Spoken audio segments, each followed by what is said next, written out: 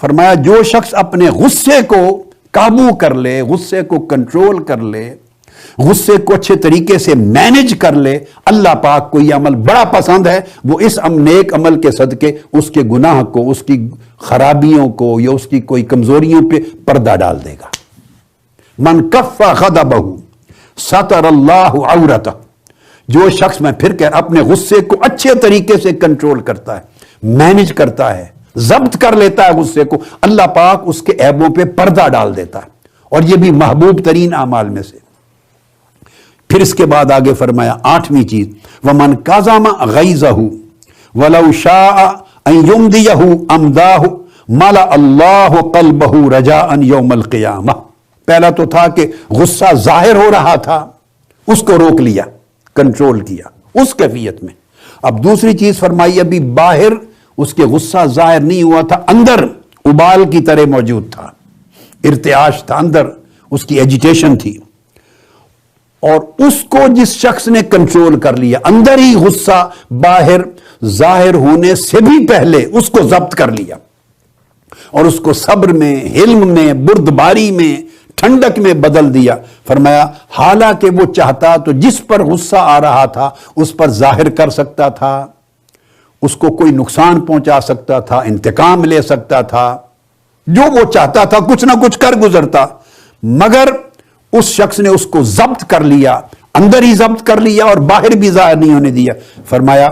وہ عمل اللہ کو اتنا محبوب ہے کہ قیامت کے دن اللہ پاک اس کے دل کو اللہ کی رحمت کی امید کے ساتھ بھر دے گا،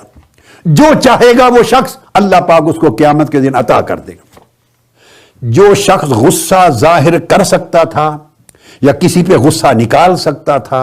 یا کسی کو نقصان پہنچا سکتا تھا، یا اونچا بول کے کسی کو ڈرا دھمکا سکتا تھا، یہ کر سکتا تھا، مگر اس نے ضبط کر لیا اللہ کی رضا کے لیے، یہ جانتے ہوئے کہ یہ عمل اللہ کو بڑا محبوب ہے، اس عمل سے اللہ میری پردہ پوشی فرماتا ہے، اس عمل سے اللہ راضی ہوتا ہے، اس عمل سے اللہ قیامت کے دن میرے گناہ معاف کرتا ہے، اللہ اس کے رسول کا حکم ہے، یہ سمجھ کے اس نے اس غصے کو ضبط کر لیا،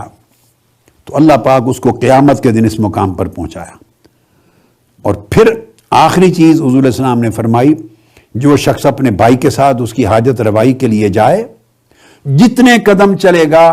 اپنے کسی حاجت مند بھائی کی مدد کے لیے، فرمایا قیامت کے دن جب ہر شخص کے قدم لڑکھڑا رہے ہوں گے، ہر کوئی پل صراط پہ پھسل رہا ہوگا، اللہ پاک اس کو ثابت قدمی عطا کر دے گا۔ یعنی پل صراط سے پھسلنا، گرنا، اللہ اس کو بچا لے گا، اس کو قیامت کے دن ثابت قدم کر دے گا۔ قیامت کا لڑکھڑانا بڑا خطرناک ہے آج کے لڑکھڑانے سے۔ تو فرمایا جو شخص حاجت روائی کرتا ہے، مشکل کشائی کرتا ہے، مدد اور بھلائی کرتا ہے اپنے بھائیوں کے ساتھ، ضرورت مند لوگوں کے ساتھ، اللہ پاک اس کو دنیا میں بھی عزت دیتا ہے، قیامت کے دن بھی ثابت قدمی دیتا ہے، اور سب سے بڑھ کر یہ کہ یہ عمل اللہ کا محبوب ترین عمل ہے۔ آج اس آیت کریمہ کے ذکر کے ساتھ اور غصے کی جو اثرات اور نقصانات ہیں اس کے انالیسس کے ساتھ ایک حدیث ہے نبوی جس کے اوپر ہم نے آج گفتگو مکمل کی۔ اس کو امام طبرانی نے اپنی معجم الکبیر میں روایت کیا ہے، اور امام ابن ابی الدنیا نے قضاء الحوائج کے باب میں اپنے اس کا ذکر کیا ہے، اور اس کا اسناد سند بھی حسن ہے۔ اگر صرف اس ایک حدیث کو آپ زندگی میں لے لیں اور اس کو ایک پورا ایک کانسٹیٹیوشن بنا لیں لائف کا، 9 چیزیں بیان ہوئی ہیں، اور ساروں پر کنسنٹریٹ کر لیں، ساری زندگی بدل جائے گی۔